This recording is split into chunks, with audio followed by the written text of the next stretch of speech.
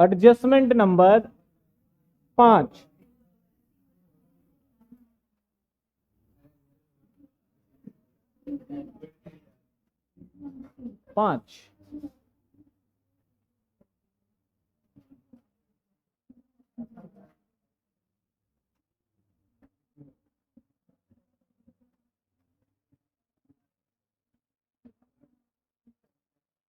Sir dividend.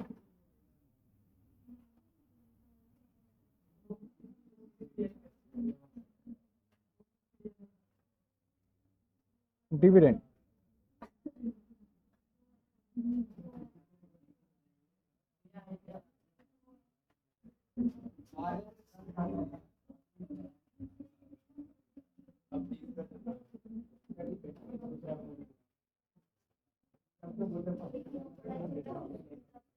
भाई देखो, आप सब घर से प्रॉमिस करके निकले थे कि 9 बजे तक क्लास होगी, इसलिए आप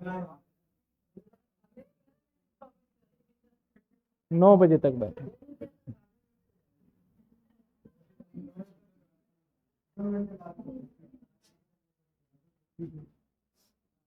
देखो आज मैं लेट भी तो आया था ना, तो उस लेट की भरपाई कर रहे हैं।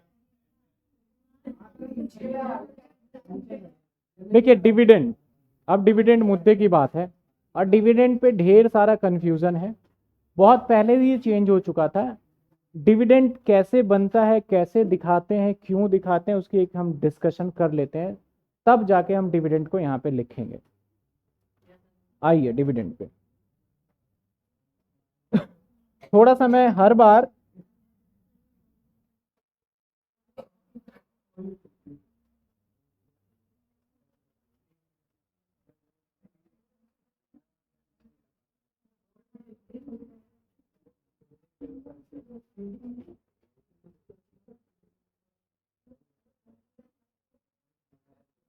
अरे बोर्ड मीटिंग थोड़ी था।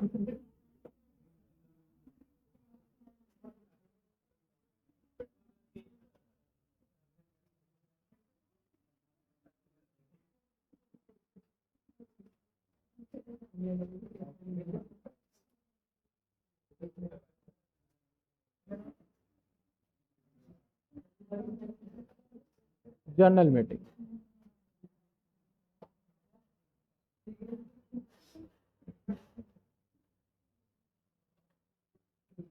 जर्नल मीटिंग की बात कर रहे हैं।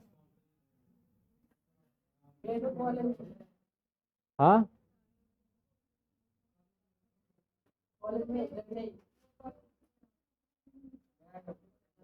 हाँ।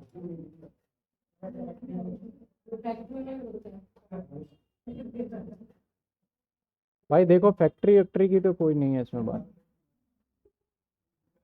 आप कॉमर्स के बच्चे हो तो मजदूरी की बात क्यों कर रहे हो?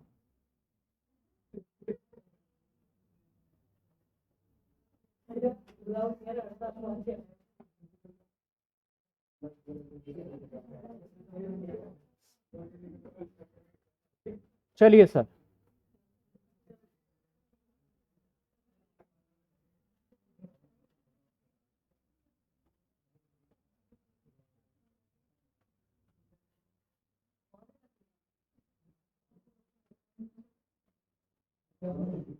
हम समझ रहे हैं डिविडेंड, लेकिन डिविडेंड से पहले हमें समझना होगा कुछ के डिविडेंड डिस्ट्रीब्यूट कैसे होता है, और डिविडेंड के इतने टाइप हैं, तो कौन से डिविडेंड को हमें लेना चाहिए या कौन से डिविडेंड को नहीं लेना चाहिए। अब हमारे डिविडेंड के जो टाइप है ना, सबसे पहले ये जो पर्सन यहाँ पे आपको बैठे हुए दिख रहे हैं, ये सारे पर्सन इस मीटिंग के, मीटिंग का मतलब क्या होता है? सभा, एक जनसभा जहाँ पे एक या एक से ज्यादा व्यक्ति मुख्य व्यक्ति है और बहुत सारे लोग जो है उनकी बातों को सुनने के लिए आए हुए हैं, दैट्स कॉल्ड मीटिंग। सेम अगर हमारा कंपनी की बात करें तो कंपनी के अंदर दो मीटिंग करना बहुत, एक मीटिंग करना बहुत इंपॉर्टेंट होता है, जिसको बोलते हैं annual journal meeting. Short form में हम एजीएम भी बोलते हैं। एनुअल जनरल मीटिंग करना इसलिए जरूरी है क्योंकि कंपनी का जो ऑनर होता है वो शेयर होल्डर होता है, और बाकी जितने भी कंपनी में काम कर रहे होते हैं वो एक सर्वेंट होते हैं एक तरीके से कंपनी में। तो ऑनर को उसके काम की सारी जानकारी देने के लिए हमें उस मीटिंग में सभी ऑनर को बुलाना चाहिए। तो ऑनर कंपनी का कौन होगा? Share holder. तो आप जो यहां पे देख रहे हैं ना, ये सारे लोग जो बैठे हुए हैं, ये सभी को एक नाम मैं दे देता हूं, शेयर। सर ये किस लिए आए हैं? ये सारे के सारे टॉप पे जरूर बैठे हैं, लेकिन ये कंपनी के मालिक नहीं है, रियल मालिक तो ये है। अब ये कंपनी का सब कुछ करते हैं, इन सभी के, ये कंपनी के जो ये है, जो जितने लोग बैठे हैं, इसमें से दो तरीके के इंसान होंगे। एक होगा इसमें बोर्ड ऑफ डायरेक्टर, इसके अंदर एक होगा हमारा चेयरमैन, सर एक होगा चार्टेड अकाउंटेंट, एक होगा कंपनी सेक्रेटरी। इन लोगों का मुख्यतः रहना बहुत जरूरी है, इन लोगों का रहना बहुत इंपॉर्टेंट है। अब इन सभी के पास एक सबसे पहले एक किताब होगी, दैट इज जिसको हम बैलेंस शीट बोलेंगे, और ये बैलेंस शीट इन सभी लोगों के हाथ में बांट दिया जाएगा और बोला जाएगा इन सभी के द्वारा। इसमें से जो बोलेगा वो चेयरमैन बोलेगा, बोर्ड ऑफ डायरेक्टर भी चुपचाप बैठा रहेगा, और सीए और सीएस भी बैठा रहेगा, दोनों सब तीनों बैठे। चेयरमैन यहां पे उठ के आएगा और सबको बताने लगेगा कि हमारी कंपनी का पिछले साल में क्या परफॉर्मेंस रहा है। पिछले साल का मतलब ये 30 सितंबर को मीटिंग हुई होगी, और प्रॉफिट जो जनरेट हुआ होगा और बैलेंस शीट जो बना होगा वो पिछले साल का ही बना होगा, अभी सिखाया था। तो मीटिंग में हम डिस्कस क्या करेंगे कि हमारा प्रॉफिट कितना रहा। हमने फैसला किया है कि कंपनी के नए प्रोडक्ट लॉन्च कर रहे हैं, हमने फैसला किया है कि कंपनी के नाम को थोड़ा बदल दिया जाए, हमने डिसाइड किया है कि हम एक काम कर रहे हैं, कुछ नए शेयर इशू कर रहे हैं, हम डिबेंचर इशू कर रहे हैं। तो जो भी फैसला लेंगे तो बिना मालिक के पूछे हुए कोई फैसला नहीं लिया जाता। तो साल के एंड में बुलाओगे तो जनरल मीटिंग में फैसला लिया जा रहा है, और साल के बीच में बुलाओगे एनुअल जनरल मीटिंग में, और साल के बीच में बुलाओगे तो जनरल मीटिंग में। अब इनसे जब हम पूछेंगे तो अब इसका मतलब इनको जवाब भी देना है। अब इनके जवाब में अगर मैं पूछूं तो जवाब मिक्स हो जाएगा, कौन यस कह रहा है कौन नो।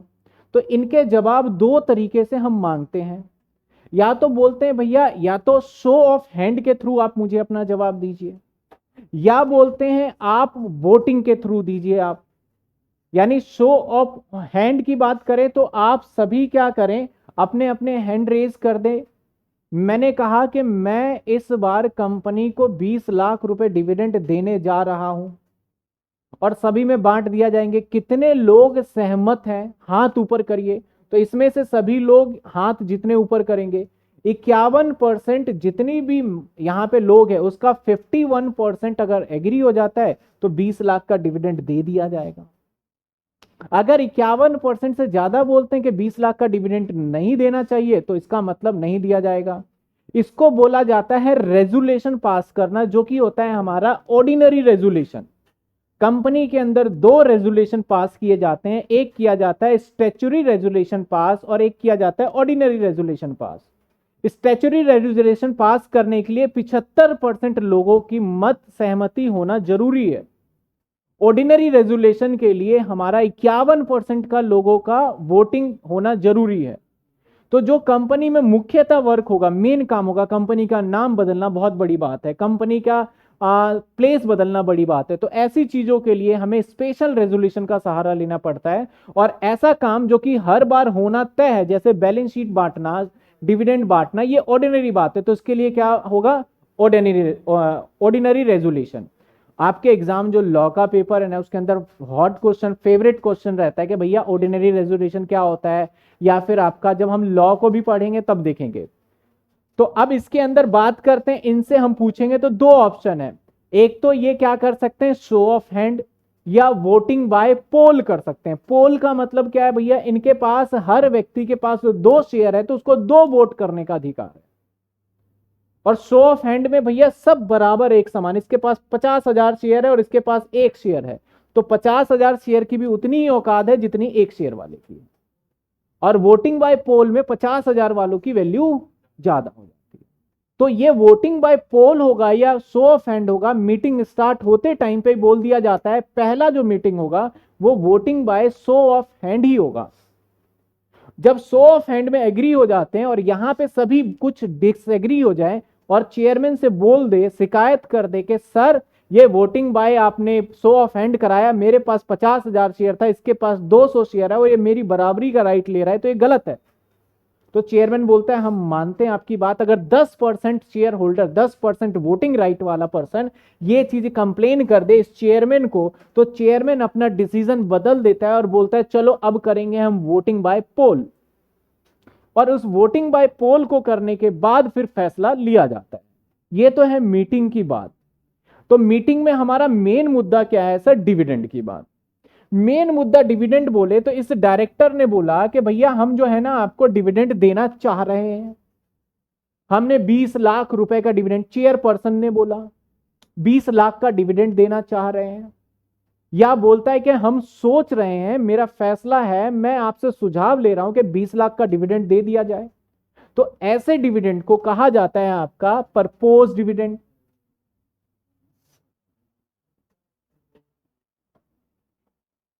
या फिर बोला जाता है रिकमेंडेड डिविडेंड।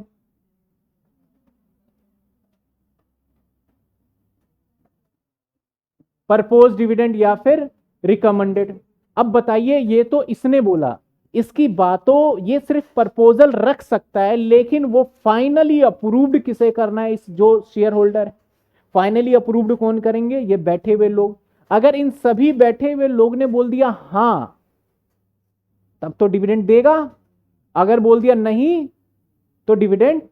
तो आप सोचिए एक बात, बैलेंस शीट बन चुका है और इस डायरेक्टर ने क्या करा, बैलेंस शीट में पहले ही सोच लिया कि मैं 5 लाख का डिविडेंड दूंगा और 5 लाख का प्रोविजन बना के बैठा है। लेकिन मीटिंग में बैलेंस शीट बन चुका है, एकदम प्रिंट हो चुका है, सिग्नेचर हो चुके हैं, सीए के सिग्नेचर हो गए, सीएस के सिग्नेचर हो गए, सबके सिग्नेचर हो गए, बैलेंस शीट बट चुका है और इसने डिविडेंड इसके अंदर लिख दिया है। अब शेयर होल्डर यहां पे बोल दे कि भैया डिविडेंड नहीं देना, तब तो भैया ये बैलेंस शीट जो है ये क्या हो गया? गलत हो गया। सबके सिग्नेचर खराब, इतने सारे पेपर खराब, अकाउंटेंट की मेहनत खराब, सब खराब हो गया। इसलिए क्या हमें डिविडेंड अपने बैलेंस शीट के अंदर पहले से लिख लेना चाहिए, इसे बाद में लिखना चाहिए? बाद में। लेकिन सर बाद में लिखोगे तब भी खराब, पास हो गया तब भी लिखना पड़ेगा। तो लॉ ये कहता है कि भैया हम ऐसा करेंगे, AS4 में अमेंडमेंट आया, AS4 है हमारा बैलेंस आपका event occurring after the date of balance sheet, यानी बैलेंस शीट बनने के बाद जो घटनाएं होती है उस घटना को किस तरीके से ट्रीटमेंट किया जाएगा, वो अब AS4 में हमें सिखाया जाता है। तो AS4 में ये बैलेंस शीट बनने के बाद की घटना है, तो ये चला गया AS4 के अंदर। उसमें बोला गया कि भैया करंट ईयर का डिविडेंड जो भी होगा वो हमेशा हमेशा आपका बैलेंस शीट में आएगा ही नहीं, और अगर प्रीवियस ईयर का डिविडेंड है तो वो बैलेंस शीट में आ सकता है, क्योंकि माइनस कर सकते हैं, वो तो अप्रूव्ड भी हो चुका है। दूसरा, अगर हमने बैलेंस शीट बनाने से पहले एक मीटिंग कर लिया, या हमें पता है कि मान लेते हैं कि हम कंपनी बनाने के लिए 7 मेंबर की जरूरत होती है और 7 मेंबर हम एक साथ बैठे और मैंने बोला भाई डिविडेंड दे रहे हैं, मैं बैलेंस शीट, मैं अकाउंटेंट हूं और मेरे 6 मेंबर साथ में ही है और मैं भी मेंबर हूं, मैं बैलेंस शीट बना रहा हूं, बोला डिविडेंड दे दे, बोले 6 मत दे दियो, ठीक है। मैंने मीटिंग में क्या होगा, उसने बोला हाँ कोई बात नहीं, मीटिंग में क्या करना है, यस ही करना है, मैंने बैलेंस शीट में बना दिया। तो एक तरीके से शेयर होल्डर ने अप्रूव्ड कर दिया है हमारा। तो जब अप्रूव्ड हो जाता है, शेयर होल्डर बोलता है डिविडेंड दे दिया जाए, तो उसको बोला जाता है हमारा फाइनल डिविडेंड, या फिर उसको बोला जाएगा फाइनल डिविडेंड, या फिर उसको बोला जाएगा डिविडेंड पेड। अब मुझे एक छोटा सा मेरा सवाल का जवाब देना यहां तक कि इसके अंदर वैल्यू किसकी है? फाइनल डिविडेंड है आपके पास और 2 ये नाम है अलग अलग, तो किसकी वैल्यू है? यानी इसकी तो कोई वैल्यू ही नहीं है, ये काम हो भी सकता है या नहीं भी हो सकता। तो बोला गया परपोज डिविडेंड या रिकमेंडेशन डिविडेंड की कोई वैल्यू ही नहीं बची, तो कैश फ्लो में क्या करेंगे इसका? तो बोला गया कैश फ्लो से इसको बाहर कर दो, कैश फ्लो में इसकी कोई वैल्यू नहीं है, तो क्या कर दो, कैश फ्लो को बाहर कर दो, फाइनल डिविडेंड पेमेंट हो रहा है, दैट्स वाई ये फाइनेंसिंग एक्टिविटी में जाना चाहिए। सर लेकिन एक और डिविडेंड आता है, कई बार क्या होता है, ये तो बैलेंस शीट बनने के बाद की कहानी थी, कई बार बैलेंस शीट बना ही नहीं और हमने सबको बुला लिया, बैलेंस शीट बना नहीं और हमने सभी को बुला लिया, भाई आ जाओ आ जाओ, खुशी की बात है आ जाओ, और मैंने सबको बुलाया और एक गुड न्यूज देने के लिए इनको बुलाया है। गुड न्यूज ये है कि पूरे जो है यूपी का, ये कंस्ट्रक्शन कंपनी है, और गुड न्यूज ये है कि पूरे यूपी का मेट्रो इसी को बनाना है, गवर्नमेंट का पूरा यूपी का मेट्रो बनाने का टेंडर इसी को मिला है। तो अब देखो कितना बड़ा प्रोजेक्ट मिल गया। तो कंपनी को जब कोई बहुत बड़ा प्रोजेक्ट मिलता है तो अंदाजा पहले ही हो जाता है भैया कि हमारा क्या होगा, ये इतना प्रॉफिट इतना लगाएंगे इतना कमाएंगे, सब पहले पता चल जाता है। तो पैसा इतना सारा हो सकता है, तो वो क्या करते हैं, खुशी की बात यही है, गुड न्यूज यही है, इन सभी को बताएंगे, ये सारी बातें सबको बताएंगे, सबको क्या एक बार माइक में बोलेंगे सबको पता चल जाएगा, ठीक है। सभी को पता चल गया ये बात कि भैया गुड न्यूज है, बोला अभी बैलेंस शीट बनाया नहीं है लेकिन हमें पता है कि इस साल हमारा बहुत प्रॉफिट बढ़ के आएगा, चलो इसीलिए हम क्या कर रहे हैं, आपको दे रहे हैं डिविडेंड, दे रहे हैं शेयर होल्डर, आपको दिया जा रहा है क्या, डिविडेंड। जब शेयर होल्डर को डिविडेंड दिया जाएगा तो उसे बोला जाएगा इंटरिम डिविडेंड। इस डिविडेंड को क्या बोलेंगे,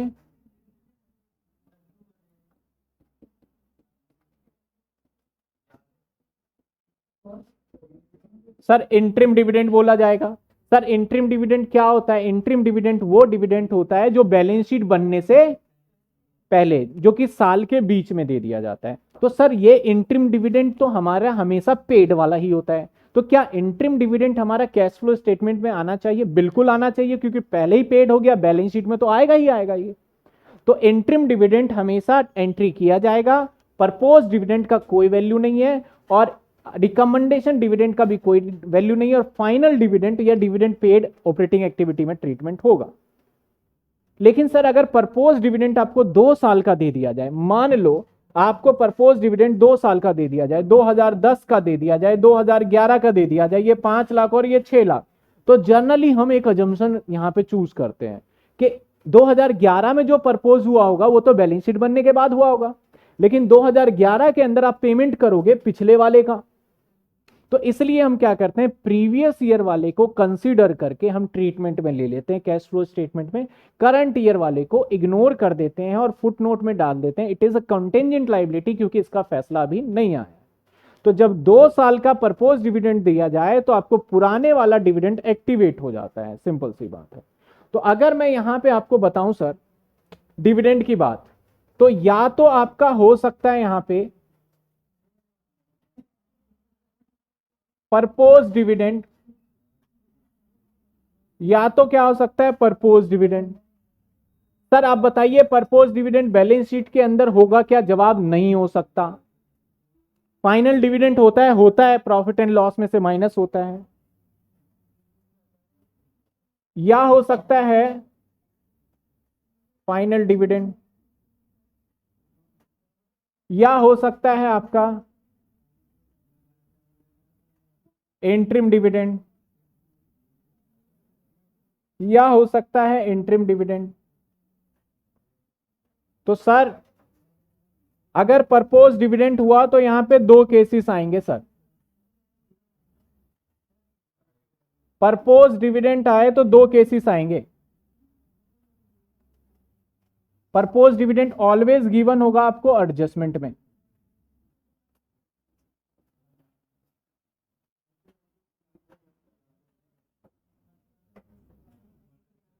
गिवन इन एडजस्टमेंट।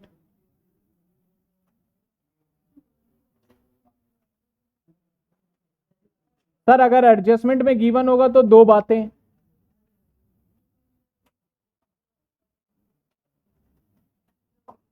आपको एक करंट ईयर का गिवन होगा, एक आपको प्रीवियस ईयर का गिवन होगा।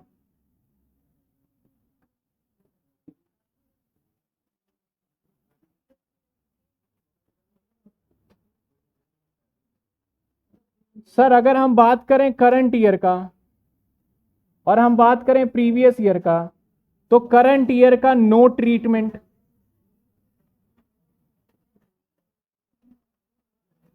इट इज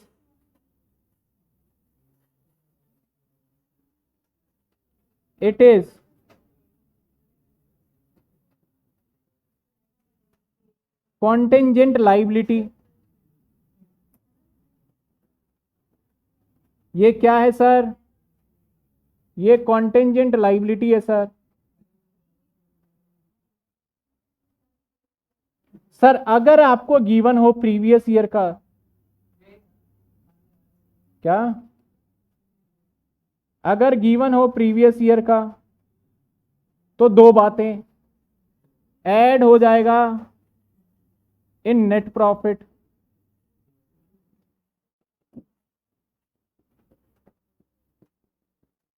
ऑपरेटिंग एक्टिविटी, और लेस हो जाएगा फ्रॉम फाइनेंसिंग एक्टिविटी।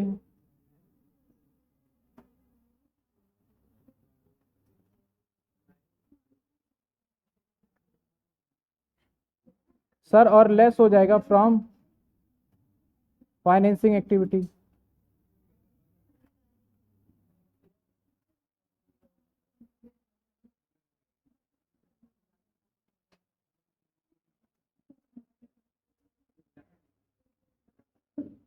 चलिए सर, और अगर फाइनल डिविडेंड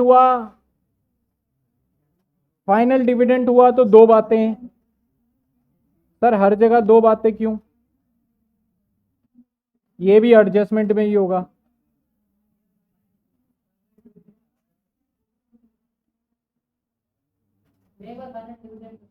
फाइनल डिविडेंड जो बोल दिया था दे दो, शेयर होल्डर ने अप्रूवल दे दिया। अगर फाइनल डिविडेंड हुआ तो दो बातें, देखो सेम यही, लेकिन यहां करंट ईयर और प्रीवियस ईयर की बात तो है नहीं, तो यही अमाउंट जो अमाउंट दे रखा है ऐड हो जाएगा ऑपरेटिंग प्रॉफिट में और फाइनेंसिंग एक्टिविटी में। सर इंटरिम डिविडेंड हुआ तो इंटरिम डिविडेंड भी तो एक्चुअली है, सेम बात।